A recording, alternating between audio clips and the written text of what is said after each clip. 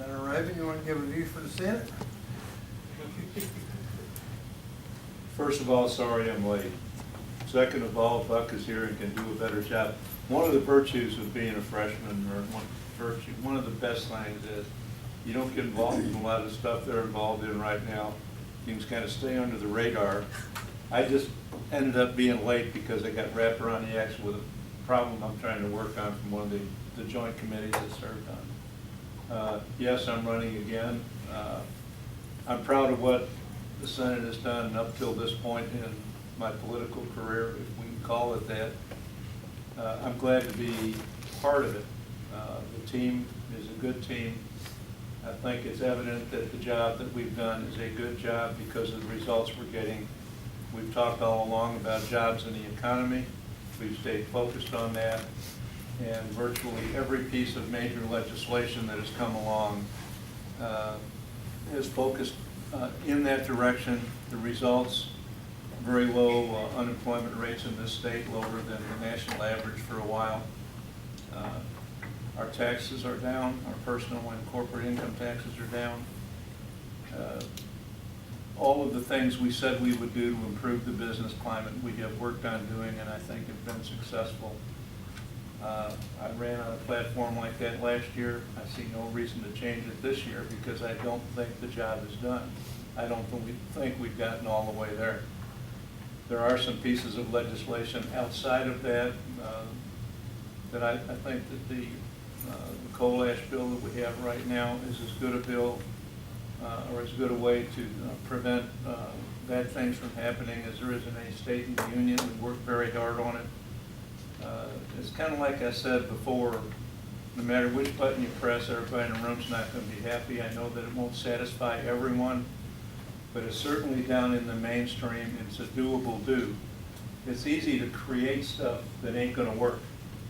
Creating something that will work and will make progress, and recognize that any plan, no matter where you are, even I learned this one really in the military, any plan is not the end game, it's the start point. And as long as you're flexible and can make improvements as you go along, that's really the best you can do. You never know what the outcome is really going to be. You know I'm getting famous on WRAL.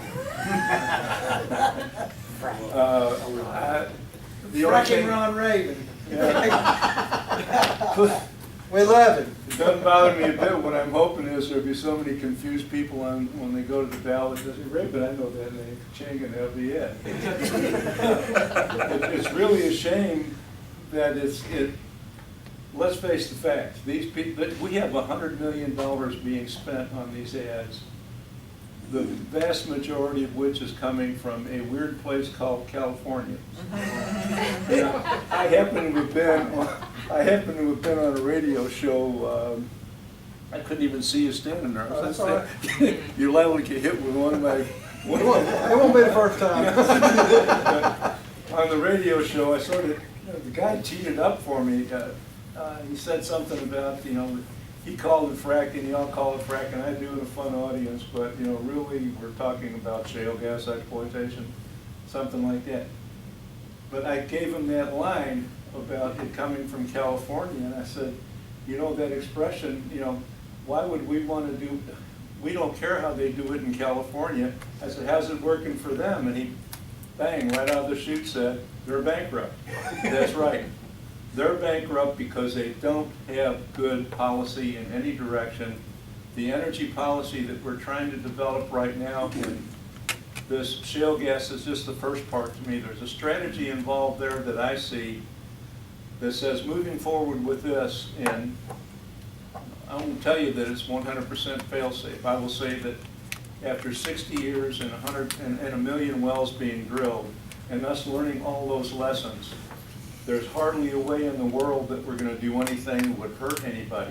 I mean, I have to drink the water. Y'all have to drink the water. It's silly to even go down that road. The real target of these people, I will tell you right now, is my seat and the seat of the other people that they're attacking. There's absolutely no other way to look at this picture. I think, well, I did say it in the other two counties that I represent at their conventions this year. the strategy, if I'm on the bad guy side, the other side, would be, let's see if we can capture a couple of seats and build momentum for the 2016 election and try to turn this thing around. That's why what you guys do and what the other counties do at the grassroots is so darn important. The only protection you have from the folks inside the big dome in Washington and all the stuff they flow downhill is us. Buck, myself, Brent, who said to give you his regards, and JH. We can stop some of it, can't stop all of it, but if we don't stay that way at the grassroots, we're absolutely doomed. We just got to get up, and for goodness sakes, get behind whoever the candidates are that are running to take the Senate back, talking about the big Senate right now. Because if we don't do that and we get another 2 years like we have right now, which is virtually nothing happening for a whole bunch of reasons, and then get a dose of Hillary, this country will be changed forever into an image that I do not want to see. Have I lived up to time yet? Amen. Preach on. Thank you.